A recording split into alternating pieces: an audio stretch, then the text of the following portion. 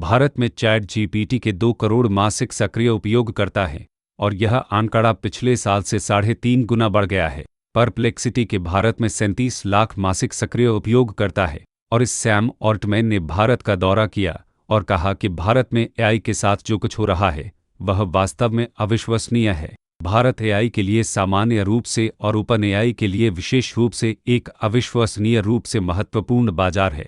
यह हमारा दूसरा सबसे बड़ा बाजार है। अब आप और मेरे जैसे भारतीयों ने पिछले साल एआई टूल्स पर 10 अरब विजिट की थे।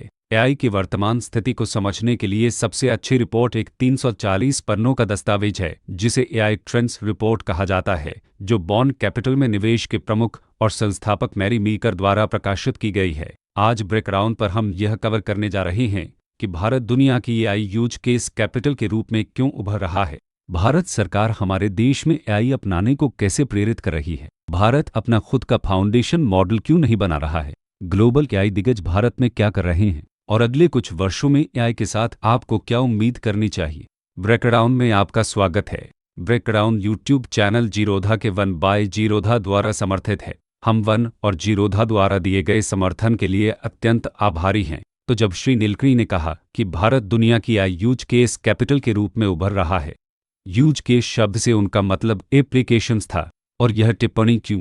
एप्लीकेशंस के उभरने के लिए आपको डेवलपर्स की आवश्यकता होती है और उपयोगकर्ताओं की आवश्यकता होती है, और भारत विशिष्ट रूप से उस एक बाजार के रूप में स्थित है जहां हमारे पास एक बड़ा घरेलू डेवलपर पूल है और डेवलपर्स द्वारा बनाए गए एप्लीकेशन का उपयोग करने वाली बहुत बड़ी इंटरनेट सक्षम और तकनीक प्रेमी आबादी है। तो आइए पारिस्थितिकी तंत्र के डेवलपर पक्ष पर हमारे मैट्रिक्स को देखकर शुरू करते हैं। गिटहब के सीईओ ने जून 2025 में भारत का दौरा किया और उन्होंने साझा किया कि भारत से 1 करोड़ 70 लाख डेवलपर्स हैं जो गिटहब पर सक्रिय हैं। यह संख्या में साल दर साल 28% की वृद्धि हुई है और उन्हें विश्वास है कि अगले 1 या 2 वर्षों में भारतीय डेवलपर्स गिटहब पर सबसे बड़े उपयोगकर्ता होंगे। जब उपयोगकर्ता पक्ष की बात आती है तो यह कहने की ज़रूरत नहीं है कि भारत की वैश्विक इंटरनेट आबादी दूसरी सबसे बड़ी है।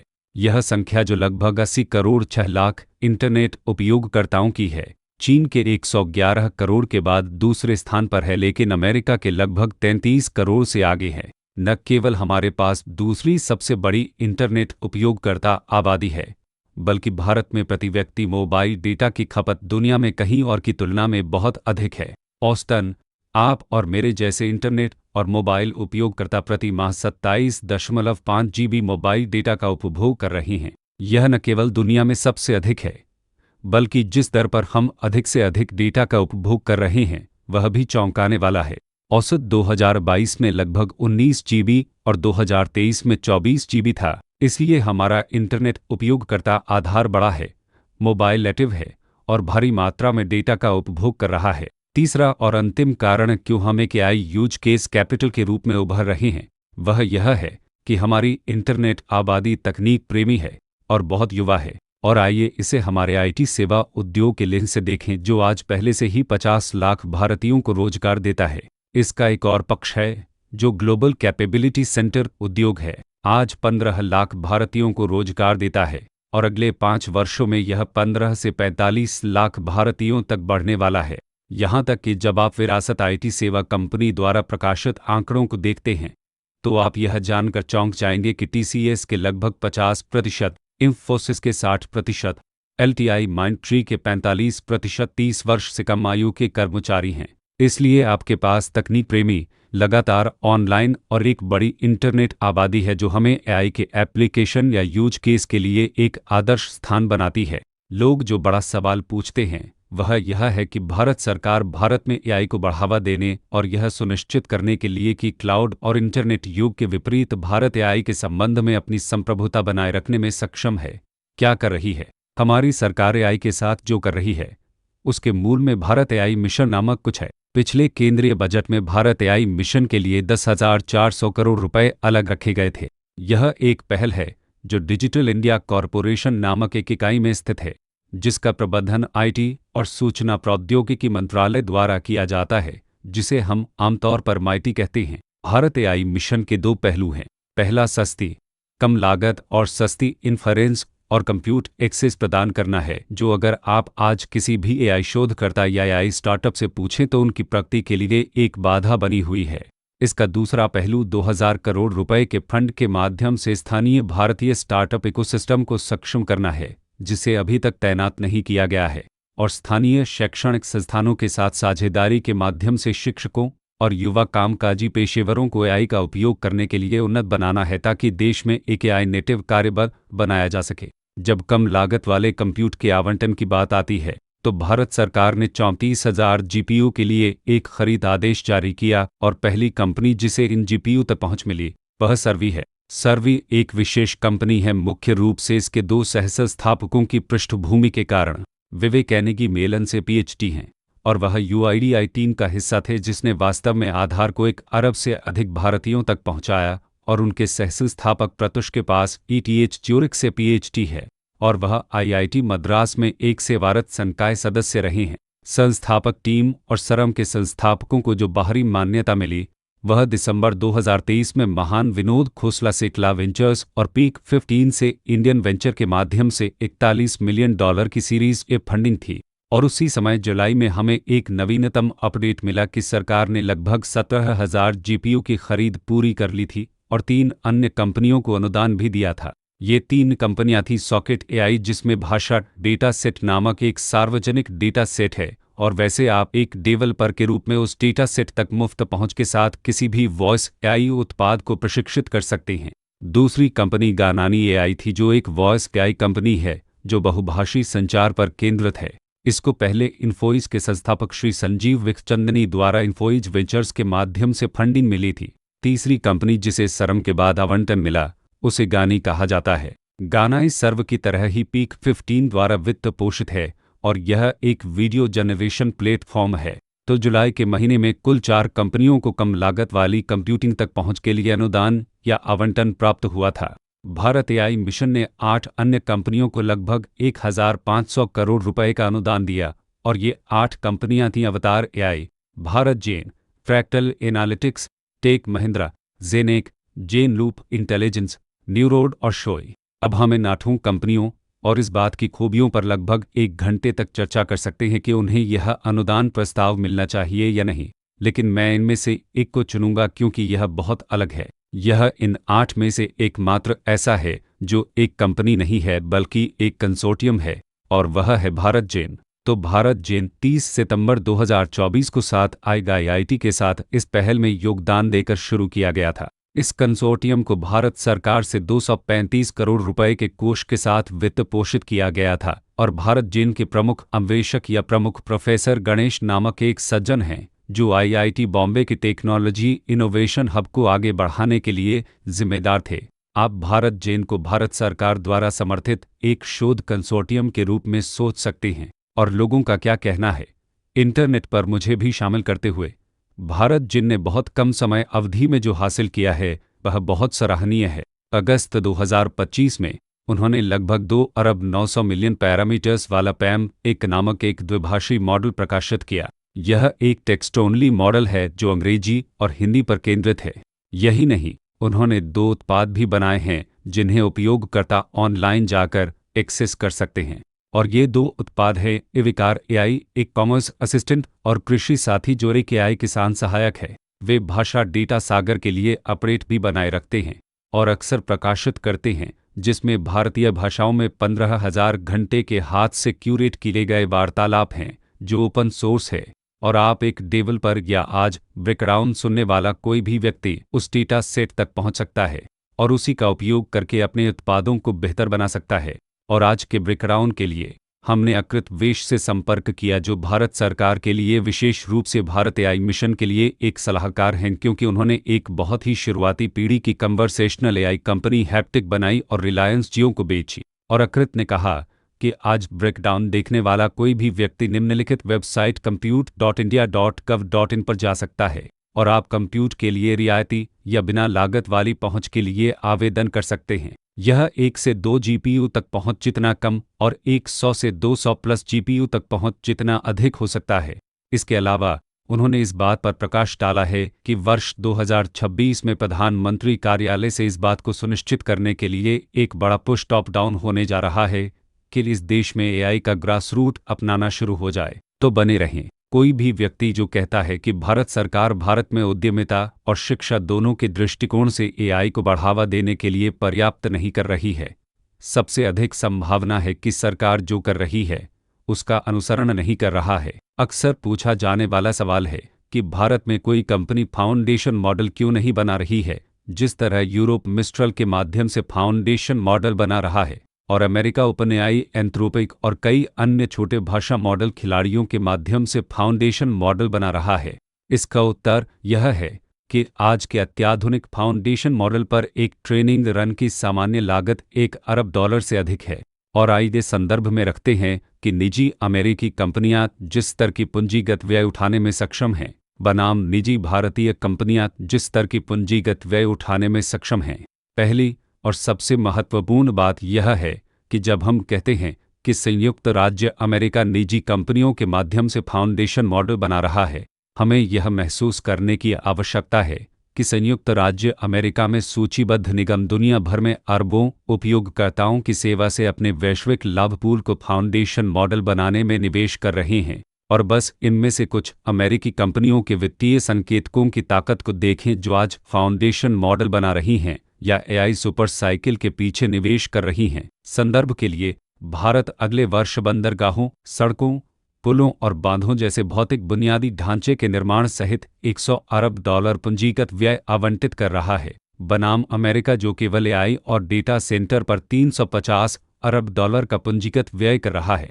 और इसका कारण यह है कि यह सारा पूंजीगत व्यय अमेरिकी निजी क्षेत्र से आ रहा है, जो अमेरिका में निर्माण में अपने वैश्विक लाभ पूल का निवेश कर रहा है। इसकी तुलना भारत से करें, जहां एआई डेटा सेंटर के खर्च को अगले 5 वर्षों में $5 अरब से अधिक होने का अनुमान है, जिसका नेतृत्व मुख्य रूप से निजी तौर पर आयोजित कंपनियों द्वारा किया जा रहा है। उदाहरण के लिए सिफी, नेक्सरा जो भारतीय एयरटेल समूह का हिस्सा है, ई2ई क्लाउड जो एक सूचीबद्ध कंपनी है, और वाई डेटा सेंटर्स जो हीरानंदनी रियल एस्टेट समूह का हिस्सा है। इसलिए जब लोग कहते हैं कि भारत अपना खुद का फाउंडेशन मॉडल क्यों नहीं बना रहा है, प्रतिभा को भूल जाएं, शोध संस्थानों को भूल जाएं। हमारे पास संस्थान ही नहीं हैं, सरकार और निजी क्षेत्र दोनों, जो उस स्तर के पूंजीगत व्यय को वहन कर सकें जो एक कैचअप गेम खेलने के लिए भी आवश्यक है।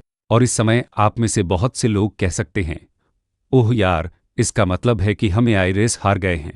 यदि हम फाउंडेशन मॉडल नहीं बना रहे हैं तो हम एआई की दुनिया में मूल्य कैसे प्राप्त करने जा रहे हैं?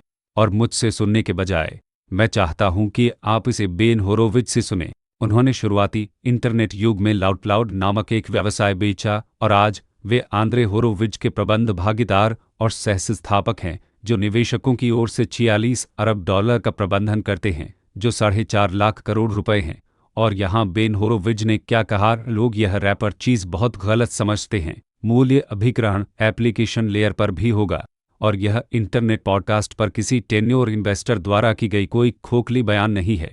उनके कथन का समर्थन मैकिंजी द्वारा किए गए शोध से है, जो 2024 में प्रकाशित हुआ था। कुल मिलाकर इंटरनेट एप्लीकेशन द्वारा उत्पन्न मार्केट कैप $4 ट्रिलियन से अधिक है, जिसकी तुलना में केवल $1.5 ट्रिलियन है, जिसे इंफ्रास्ट्रक्चर और मिडलवेयर कंपनियों ने कब्जा किया है, जो इंटरनेट का समर्थन करती हैं। और वास्तव में भारत में निजी तौर पर आयोजित स्टार्टअप में भी हम वास्तव में एआई एप्लीकेशन के ब्रेक आउट होते देख रहे हैं।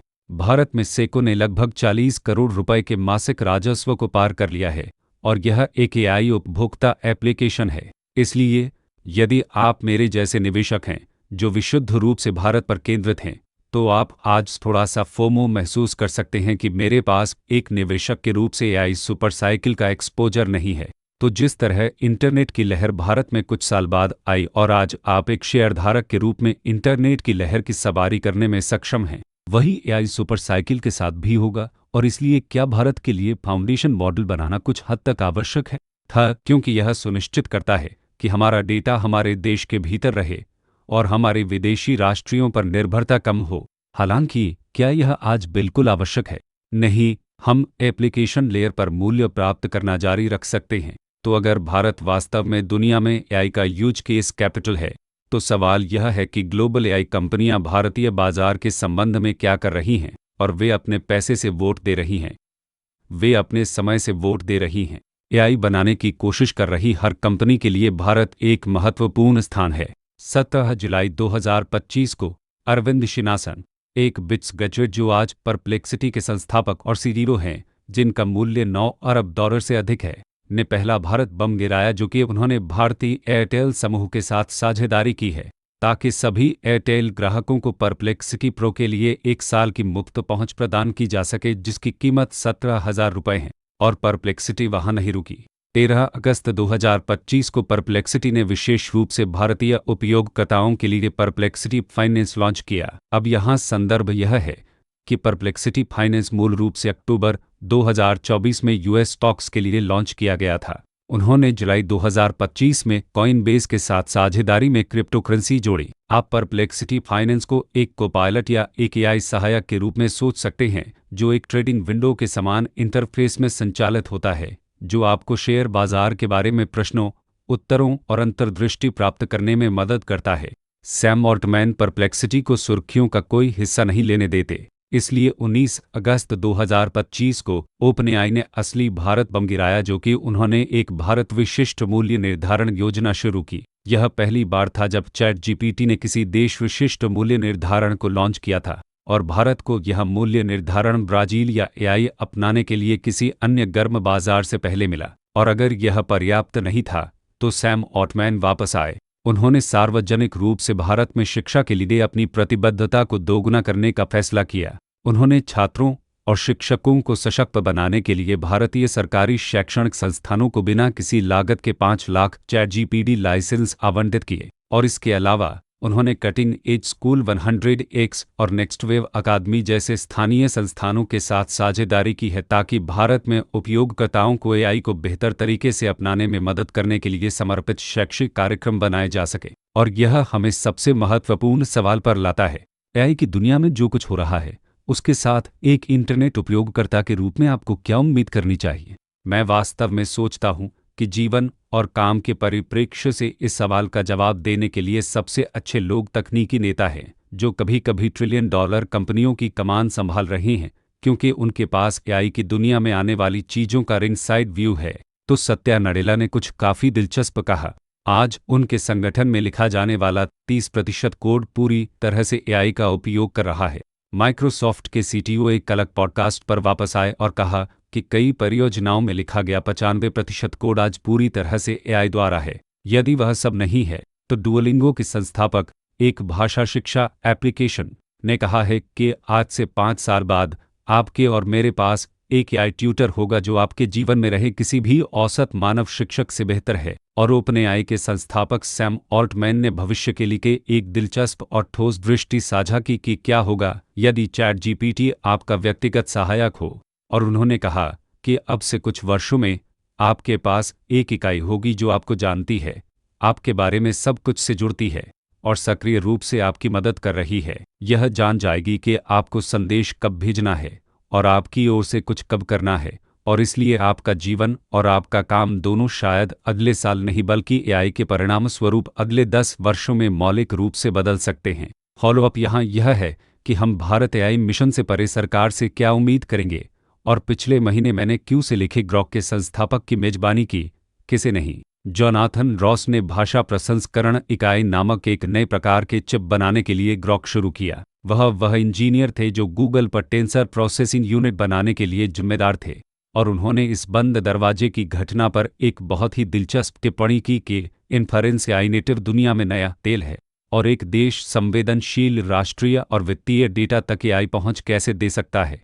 और जोनाथन का एक बहुत ही मान्य बिंदु है, आज एक देश के रूप में हम लगभग दोषपूर्ण रूप से कुछ राष्ट्रों पर दुर्लभ पृथ्वी तत्वों और तेल तक पहुंच के लिए निर्भर हैं, और हम लंबी दौड़ में एआई, इन्फरेंस और कंप्यूट के लिए अन्य राष्ट्रों पर निर्भर रहकर अपने संप्रभु भविष्य को विकलांग नहीं कर सकते। हमारे एआई भविष्य के बारे में आखिरी बात है एआई फॉर ऑल। तो 10 साल पहले गूगल ने एनबीयू नामक कुछ में निवेश करने का फैसला किया, और यह एआई फॉर ऑल भविष्य जो चित्रित किया जा रहा है एक बड़ा प्रतिमान बदलाव है। आज हमारे कुछ माता पिता जो बड़े हैं या हमारे दादा दादी या जो लोग हमारे घर सहित आतिथ्य क्षेत्र में हमारी सेवा करते हैं, टैप और टच प्रतिमान का उपयोग करने में बहुत सक्षम नहीं हैं, क्योंकि टैप एंड टच प्रतिमान के लिए आपको प्रौद्योगिकी के उपयोग के साथ बहुत सहज होने की आवश्यकता है। हालांकि वे सभी वार्तालाप करने में सक्षम हैं, और अगर बातचीत और आवाज़ इंटरनेट तक पहुंच का तरीका था, तो इसके परिणाम स्वरूप इंटरनेट और एआई के उपयोग में विस्फोट होगा। और यही एआई फॉर ऑल की दृष्टि है। यह हमें एआई पर आज के ब्रेकडाउन के अंत में लाता है, और मैं ईमानदारी से आशा करता हूं कि यह आपको उत्तरों की तुलना में बहुत अधिक प्रश्नों के साथ छोड़ देता है, क्योंकि हम आपसे सुनना पसंद करेंगे। एआई के बारे में विशेष रूप से भारत के लेंस से कुछ और विषय क्या हैं जिन्हें हमें ब्रेकडाउन पर कवर करना चाहिए। इस बार के लिए इतना ही। प्लीज़ लाइक, सब्सक्राइब, शेयर करें और एक कमेंट छोड़ें। अगर आपको वीडियो पसंद आए तो यहाँ दिए गए किसी भी क्यूआर कोड से मुझे एक कॉफ़ी खरीदने पर विचार करें।